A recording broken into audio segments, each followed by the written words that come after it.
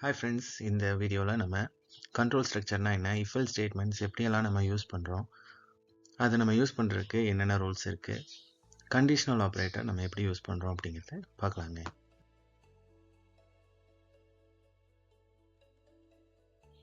ஒரு சின்ன எக்ஸாம்பிள் பார்க்கலாங்க. ஒரு அம்யூஸ்மெண்ட் பார்க்கு, அதில் வர விசிட்டர்ஸ் டிக்கெட் வாங்கிட்டாங்களா இல்லையா அப்படின்னு செக் பண்ணுறதுக்கு if else ஸ்டேட்மெண்ட் எப்படி யூஸ் பண்ணலான்னு பார்க்கலாங்க.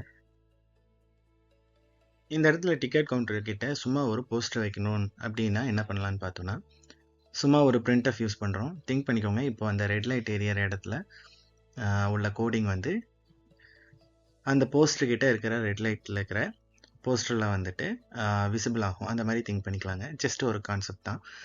இப்போ பிரிண்டில் என்ன கொடுத்துருக்கோம் அப்படின்னா, please get your tickets and enjoy the visit.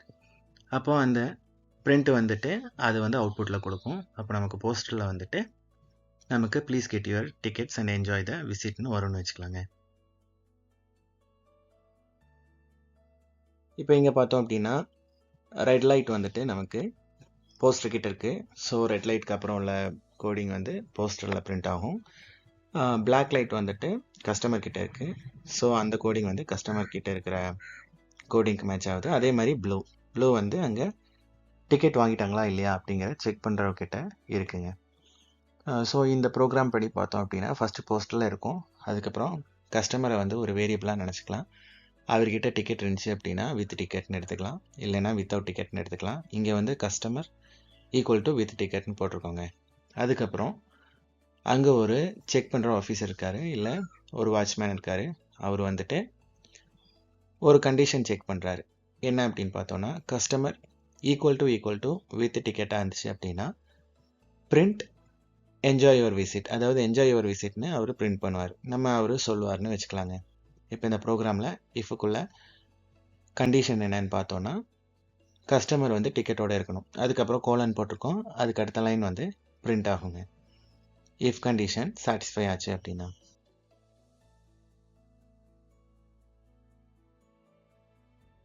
இந்த இடத்துல என்ன கோடிங் போட்டிருக்கோம் அப்படிங்கிறது உங்களுக்கே புரிஞ்சிருக்கோங்க. கஸ்டமர் வித்தவுட் டிக்கெட்டாக இருந்துச்சு அப்படின்னா என்ன நடக்கணும்னு. அதே கோடிங்கில் நம்ம என்ன பண்ணுறோம் அப்படின்னா எல் ஸ்டேட்மெண்ட் யூஸ் பண்ணுறோம். எல் ஸ்டேட்மெண்ட்டில் ப்ளீஸ் கெட் யுவர் டிக்கெட் இந்த டிக்கெட் கவுண்டர்னு கொடுக்குறோங்க. அதே கஸ்டமர் வித்தவுட் டிக்கெட்டாக போகிறாரு. செக் பண்ணுறவர் செக் பண்ணி பார்க்கும்போது வித் டிக்கெட் கண்டிஷன் சாட்டிஸ்ஃபை ஆகலை. ஸோ இஃப்க்கு கீழே இருக்கிற பிரிண்ட் வேலை செய்யலை, எல்ஸுக்கு கீழே இருக்கிற பிரிண்ட்டு வேலை செஞ்சுருக்குங்க. அவர் கஸ்டமர் கிட்ட, அதாவது விசிட்டர் கிட்ட டிக்கெட் வாங்கிட்டு வாங்க டிக்கெட் கவுண்டரில் அப்படின்னு சொல்கிறாருங்க. இப்போ இதில் இன்னொரு அதிகமான வேலையை கொடுத்தோம் அப்படின்னா, டிக்கெட் இருக்கா இல்லையான்னு ஃபஸ்ட்டு கேட்டில் செக் பண்ணி அந்த டிக்கெட்டை கிழிச்சு கொடுக்கணும் அப்படிங்கிற மாதிரி ஒரு வேலையை கொடுத்துருக்கோங்க. ஏன்னா அந்த டிக்கெட்டை திரும்ப கஸ்டமர் யூஸ் பண்ணக்கூடாது அப்படின்ட்டு. ரெண்டாவது கேட்டில் அந்த டிக்கெட்டை கிழிச்சிருக்காங்களா இல்லையா அப்படிங்கிறத செக் பண்ணுறதுக்கு இன்னொரு ஆஃபீஸரை நிறுத்தியிருக்கோங்க. அப்போது இதில் நமக்கு இன்னொரு வேரியபிள் தேவைப்படுது. அதுவும் டிக்கெட் வாங்கியிருந்தால் மட்டும்தான் அந்த வேரியபிள் தேவைப்படுதுங்க. ஸோ நம்ம இஃப் கண்டிஷனில் டிக்கெட் வாங்கியிருந்தாங்க அப்படின்னா, அதாவது ப்ளூ லைட் இருக்கிற கோடிங்கில் டிக்கெட் வாங்கியிருந்தாங்க அப்படின்னா நம்ம டிக்கெட்டை கிழித்து உள்ளே அனுப்புகிறோங்க. வெல்கம் டு த பார்க் அப்படின்ட்டு. செகண்ட் கேட்டில் அவர் செக் பண்ணுறவர் அந்த டிக்கெட்டு கிழிஞ்சிருந்துச்சு அப்படின்னா உள்ளே அனுப்புகிறாருங்க. ஸோ நம்ம இன்னொரு இஃப் ஸ்டேட்மெண்ட், அதாவது க்ரீன் லைட் இருக்கிற கோடிங் போடுறோம். டிக்கெட்ஸை செக் பண்ணுறோம். பஞ்சுடாக இருந்துச்சு அப்படின்னா என்ஜாய் யுவர் விசிட் கொடுக்குறோம். ஆப்வியஸாக டிக்கெட் பஞ்ச் ஆகலை அப்படின்னா நம்ம இன்னொரு எல் ஸ்டேட்மெண்ட் யூஸ் பண்ணால் போதுங்க. இதெல்லாம் நமக்கு க்ரீன் லைட் இருக்கிற இடத்துல புது ப்ரோக்ராம் போட்டிருக்காங்க. இங்கே புதுசாக எல்இஃப் அப்படிங்கிற ஒரு ஸ்டேட்மெண்ட் நம்ம யூஸ் பண்ணுறோம். அது என்ன பண்ணுது அப்படிங்கிறத பார்க்கலாங்க. இப்போ இந்த கண்டிஷனை பொறுத்த வரைக்கும் ஃபஸ்ட் இஃப் எக்ஸிக்யூட் ஆகும். டிக்கெட்டை வாங்கலை அப்படின்னா அது டிக்கெட் கவுண்டரில் டிக்கெட்டை வாங்கிட்டு வாங்க அப்படின்னு நமக்கு சொல்லிடும். அந்த இஃப் ஸ்டேட்மெண்ட் ஃபால்ஸ் ஆச்சு அப்படின்னா மட்டும்தான் நமக்கு டிக்கெட் பஞ்சடா இல்லையான்னு செக் பண்ணோம். அதாவது டிக்கெட் வச்சுருந்தா மட்டும்தான் நம்ம டிக்கெட் வாங்கியிருக்காரா இல்லையா அப்படிங்கிறத நம்ம செக் பண்ணோம் இல்லைங்களா. அப்போ அந்த இடத்துல இஃப் மட்டும் போட்டோம் அப்படின்னா டிக்கெட் வாங்கலை அப்படின்னாலும் அந்த கோடிங் எக்ஸிக்யூட் ஆகுங்க. ஆனால் நமக்கு ஃபஸ்ட்டு இஃப் கண்டிஷன் ஃபால்ஸ் ஆகணும். அப்போ தான் இந்த இஃப் கண்டிஷன் நமக்கு யூஸ் ஆகணும். இல்லை அப்படின்னா எல்ஸ் கொடுத்து எல்ஸ்குள்ளே இன்னொரு இஃப் கொடுக்குற மாதிரி இருக்கும். அப்படி ரெண்டெண்ணமாக கொடுக்கறதுக்கு பதிலாக ஒரே ஸ்டேட்மெண்ட் யூஸ் பண்ணோம் அப்படின்னா நம்ம வந்து எல்இஃப் யூஸ் பண்ணிக்கலாங்க. அப்போ ஃபர்ஸ்ட் இஃப் வந்து ஃபால்ஸ் ஆயிடுச்சு அப்படின்னா செகண்ட் இஃப் வந்து செக் ஆகும். செக் ஆகிட்டு அது ட்ரூவாக இருந்துச்சுன்னா அதுக்குள்ளே இருக்கிற பிரிண்ட் யூஸ் ஆகும், அதாவது கோடிங் யூஸ் ஆகும். இல்லைன்னா எல் ஸ்டேட்மெண்ட் யூஸ் ஆகுங்க.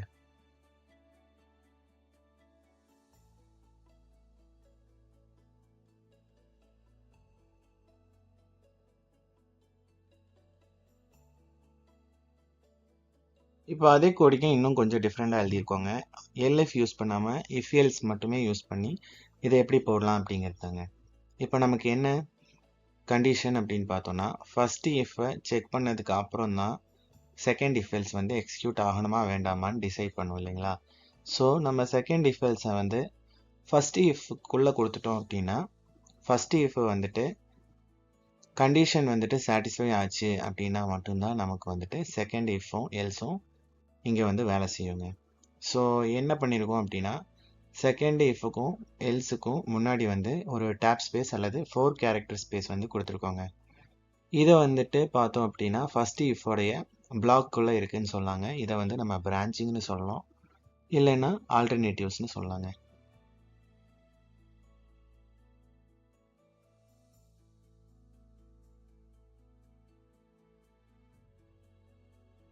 இப்போ வந்து நமக்கு ஒரு சின்ன ஒரு சேலஞ்ச் மாதிரிங்க. என்ன அப்படின்னா இப்போ இங்கே இந்த கோடு இருக்குது. இந்த கோடு கண்டிப்பாக நம்ம எக்ஸ்பெக்ட் பண்ணுற மாதிரி வேலை செய்யாது. இதில் இன்னும் நிறைய வந்து கண்டிஷன்ஸ் வந்து செக் பண்ணணும், இல்லைன்னா பிரான்ச்சிங் பண்ணணும். இப்போ இந்த கோடிங் பார்த்தீங்கன்னா என்ன வேலை செய்யும் அப்படிங்கிறத நான் சொல்கிறேன். அதில் நீங்கள் என்ன ஆட் பண்ணலாம் அப்படிங்கிறத நீங்களே செக் பண்ணி ஆட் பண்ணி ட்ரை பண்ணி பாருங்கள். இந்த ப்ரோக்ராமில் வந்து அந்த க்ரீன் லைட் இருக்கிற இடத்துல ஃபஸ்ட்டு இஃப் கண்டிஷன் வந்து செக் பண்ணோம். செக் பண்ணதுக்கப்புறம் டிக்கெட் வாங்கியிருந்தார் அப்படின்னா பார்க்குள்ளே வந்து வெல்கம் அப்படின்னு சொல்லிடும். அதே மாதிரி டிக்கெட் வாங்கியிருந்தாரு அப்படின்னா அடுத்த இஃப்பும் வந்துட்டு ஒர்க் ஆகி பஞ்சரா இல்லையான்னு செக் பண்ணி மறுபடியும் என்ஜாய் யுவர் விசிட் அப்படின்னு சொல்லிடும். இது ரெண்டுமே வேலை செய்யலை அப்படின்னா செகண்ட் இஃப் வேலை செய்யலை அப்படின்னாலே எல்ஸ் வந்து நமக்கு வேலை செஞ்சிருங்க. என்னென்னா போய் டிக்கெட்டை பஞ்ச் பண்ணிட்டு வா அப்படிங்கிறது. இப்போ சப்போஸ் வந்து வர கஸ்டமர் டிக்கெட்டே வாங்கலை அப்படின்னா அப்போ நமக்கு எந்த இடத்துல நமக்கு எல் ஸ்டேட்மெண்ட் யூஸ் பண்ணுறோம் அப்படிங்கிறத வந்து நீங்கள் யோசிக்கலாம். அந்த மாதிரி உங்களுக்கு இதில் என்னென்னலாம் மிஸ்டேக் தோணுதோ அதையெல்லாம் ரெக்டிஃபை பண்ணி பாருங்கள். சொல்லப்போனால் இதே ப்ரோக்ராமுக்கு உண்டான கோடிங் வந்து நம்ம முன்னாடி ஸ்லைட்ஸில் போட்டிருக்கோம். அதை பார்த்தீங்க அப்படின்னா உங்களுக்கு கொஞ்சம் அண்டர்ஸ்டாண்ட் பண்ண மாதிரி இருக்கும்.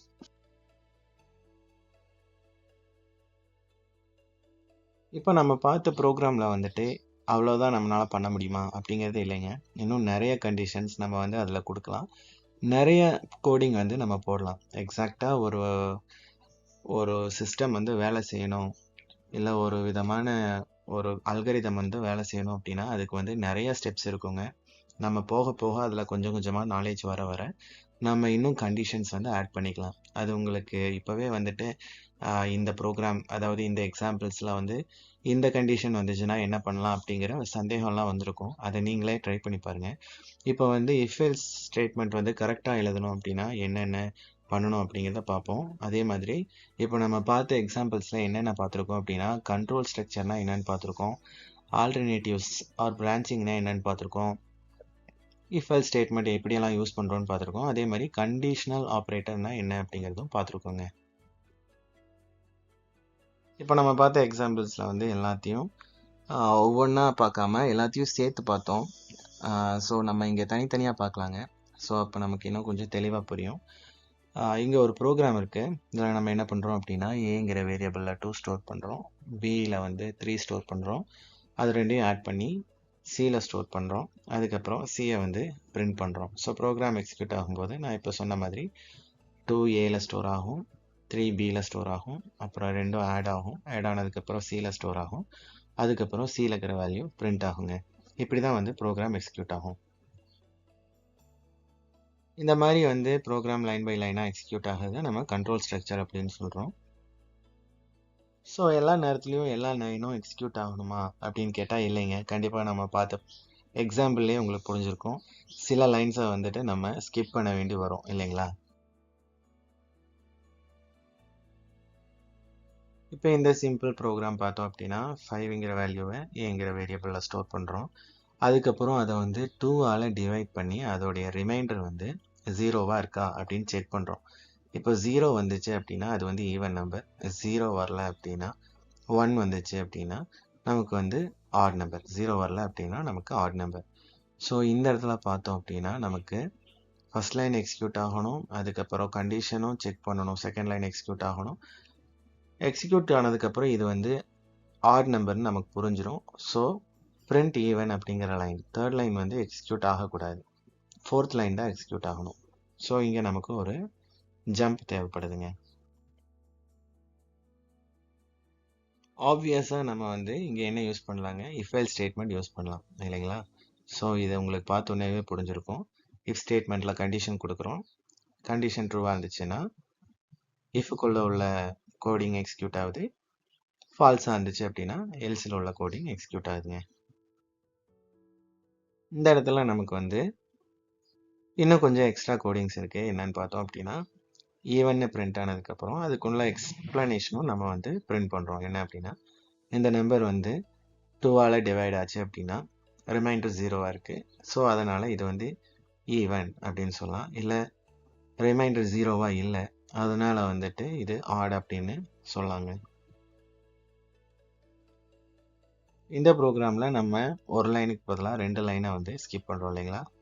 பிரிண்ட் ஈவன் அப்படிங்கிறதும் print the number give 0 reminder on dividing by 2, அது ரெண்டுமே நமக்கு வந்து ஸ்கிப் ஆகுது இல்லைங்களா.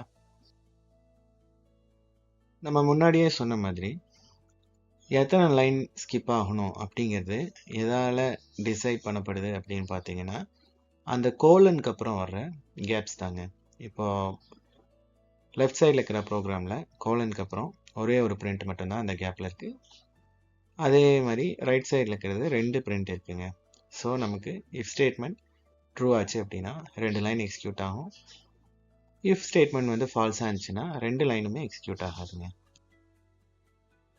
இந்த மாதிரி நம்ம கோடிங்ஸை பிளாக்ஸாக குரூப் பண்ணுறதா தாங்க நம்ம பிரான்ச்சிங் அல்லது ஆல்டர்னேட்டிவ்ஸ் அப்படின்னு சொல்கிறோம்.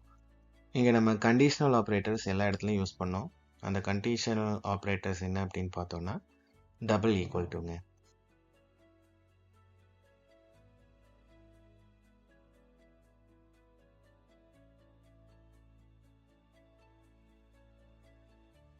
வீடியோ பார்த்ததுக்கு ரொம்ப நன்றிங்க. Let's see again.